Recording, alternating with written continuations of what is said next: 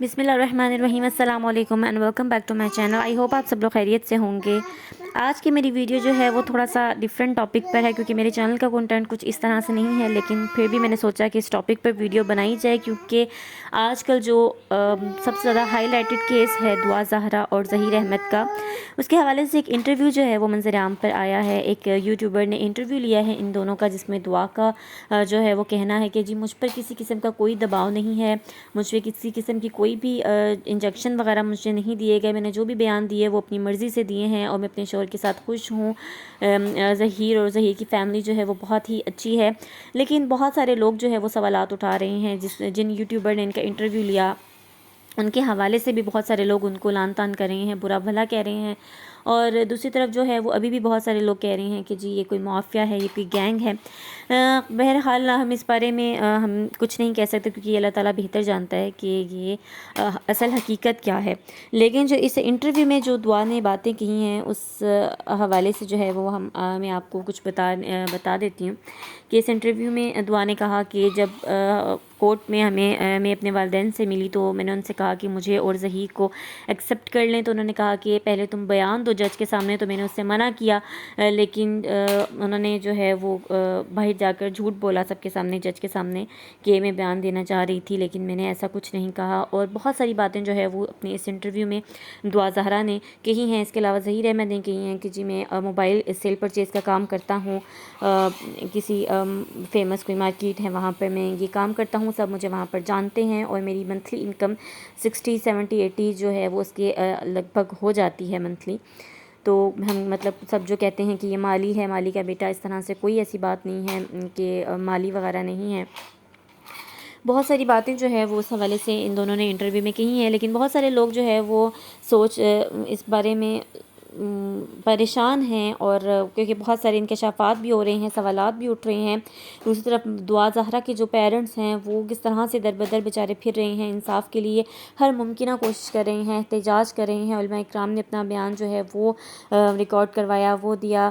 फिर लोग जो है वो उनके हक़ में बोल रहे हैं, दुआ ज़हरा के पेरेंट्स के हक़ में, और हम सब भी उनके साथ हमदर्दी रखते हैं, उनके साथ हम सब भी दुआ गो हैं दुआ ज़हरा के लिए कि जल्द अज जल्द वो अपने पेरेंट्स तक मिलें, पेरेंट्स तक जो है खैर आफियत से पहुँचें। क्योंकि कोई भी रिश्ता हो दुनिया में, कोई भी मोहब्बत हो, वो कभी भी 2-4 दिन से ज़्यादा नहीं होती, और ख़ास तौर पे ऐसे रिश्ते जिसमें बड़ों की और माँ बाप की दुआ शामिल ना हो, ऐसे रिश्ते जो है वो 2-4 कदम तो ज़रूर चल सकते हैं, लेकिन सारी ज़िंदगी के लिए नहीं चल सकते।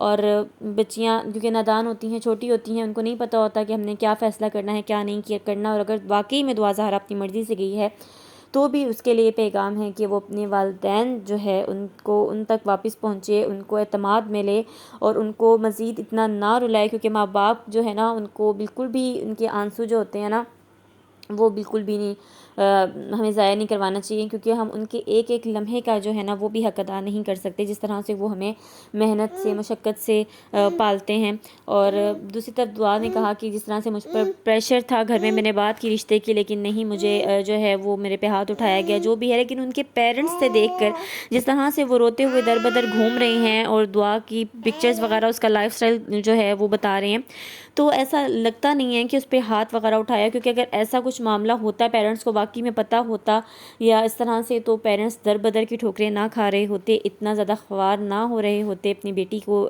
मिलने के लिए, अपनी बेटी को पाने के लिए। तो क्या सच है क्या झूठ है ये तो अल्लाह ताला ही बेहतर जानते हैं। लेकिन हम सब जो है वो दुआ गो हैं कि अल्लाह ताला जल्द से जल्द अपने वालिदैन तक जो है इस बच्ची को पहुंचाएं। और इस हवाले से बहुत सारे किरदार भी मशकूक हैं, बहुत सारे सवालात जो हैं वो सामने आ रहे हैं, बहुत सारे लोग सवाल उठा रहे हैं। और सफ़ेद कपड़ों वाला जो है उसके हवाले से बहुत सारे लोगों ने सवाल उठाए। फिर बहरहाल ये तो जो कानून दान है, जो माहिर कानून हैं, वो इस हवाले से बेहतर बता सकते हैं कि क्या होने जा रहा है, क्या नहीं होने जा रहा। हमारा इससे कोई वो नहीं है, क्योंकि हमारा कोई लिंक नहीं है, ना ही मीडिया इस तरह से मीडिया में, और ना ही इस तरह की किसी भी चीज़ से। लेकिन खैर बीइंग एक कह लें कि ह्यूमैनिटी के नाते, इंसानियत के नाते, बीइंग मदर, माँ बाप की जो हम वीडियोस सामने आती हैं देखते हैं, तो वाकई में एक दिल हमारा लरस जाता है। तो मुझे समझ नहीं आती कि वो बेटी या तो वो अपने माँ बाप को इस तरह से रोता पीटता देख नहीं रही है उनकी वीडियोज़, या फिर ऐसा कौन सा दिल है اس کے پاس جو کہ نرم نہیں پڑا اپنے والدین کو دیکھ کر۔ تو خیر ہمیں نہیں پتہ کہ یہ کوئی مافیا ہے، کوئی گینگ ہے، یا پھر واقعی میں دعا اپنی مرضی سے گئی ہے۔ اور بہت سارے لوگ جو ہے وہ اس طرح سے سوالات اٹھا رہے ہیں، یوٹیوبر جنہوں نے ان کا انٹرویو کیا اس کے حوالے سے بھی بہت سارے لوگ باتیں کر رہے ہیں۔ لیکن خیر ہمارا ٹاپک یہ نہیں تھا، ہم صرف اپنا ایک ویو پیش کر رہے ہیں اس حوالے سے کہ کیا صحیح ہے اور کیا غلط، لیکن ہاں انسانیت کے ناطے اور ایک ماں باپ ہونے کے ناطے ہم سب کو ایسا لگتا ہے کہ دعا کو جو ہے وہ یہ جذباتی فیصلہ اگر تو وہ اپنی مرضی سے کر رہی ہے، واقعی میں اپنی مرضی سے گئی ہے، تو اس کو ابھی بھی سوچ سمجھ لینا چاہیے۔ اور جس طرح سے اس کے ماں باپ اس کے پیچھے سٹینڈ لیے ہوئے ہیں، کھڑے ہوئے ہیں، تو اس کو اپنے ماں باپ کی لاج رکھنی چاہیے، ان کے پاس واپس چلے جانا چاہیے، اس سے پہلے کہ وہ بعد میں کوئی بھی اللہ نہ کرے ایسا مقام ہے کہ اس کو پچھتاوا ہو۔ اور اگر واقعی میں یہ کوئی مافیا ہے، کوئی گینگ ہے، تو اس بارے میں بھی پوری تحقیقات ہونی چاہیے، صاف شفاف، اور ان تک پہنچنا چاہیے، اور دعا زہرا جو ہے وہ اس کو کسی ایسی جگہ پر رکھنا چاہیے جہاں پر وہ اپنی مرضی سے تحمل کے ساتھ سارے بیانات سوچ کر سمجھ کر دے۔ خیر بہت سارے لوگ جو ہے وہ اس حوالے سے سوالات اٹھا رہے ہیں اس انٹرویو کے بعد، تو اور زیادہ لوگ جو ہے وہ سوالات اٹھانے لگے ہیں، اور جن یوٹیوبر نے انٹرویو لیا ان کے بارے میں، اور بھی بہت سارے ان کے گھر والوں کے بارے میں، کیونکہ کہا جا رہا ہے کہ ظہیر کے جو گھر والے ہیں ان کے بھی کچھ بیانات وغیرہ جو ہیں وہ آپس میں، ان کے جو لائر ہیں، اور اس طرح سے ان کے بیانات میں آپس میں کچھ تضاد ہے، کچھ چیزیں ہیں ایسی، کچھ ایسی باتیں ہیں جو کہ اب مشکوک نظر آ رہی ہیں دیکھنے میں۔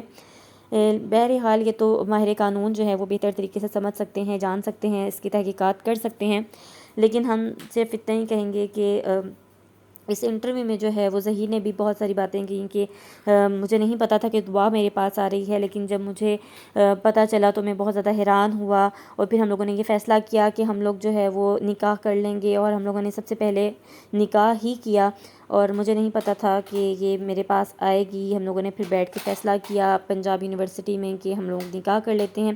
بہرحال کیا سچ ہے کیا جھوٹ ہے اللہ جانتا ہے۔ آپ سے چاہوں گی اجازت۔ کیا سچ ہے کیا جھوٹ ہے یہ تو اللہ تعالیٰ بہتر طریقے سے جانتے ہیں۔ اللہ تعالیٰ سب کی حفاظت فرمائے، سب بیٹیوں کی حفاظت فرمائے، آمین ثم آمین۔ ہم سب کی دعا ہے کہ دعا ذرا اپنے والدین کو جلد از جلد مل جائے، آمین ثم آمین۔ اب آپ سے اجازت چاہوں گی، اللہ حافظ۔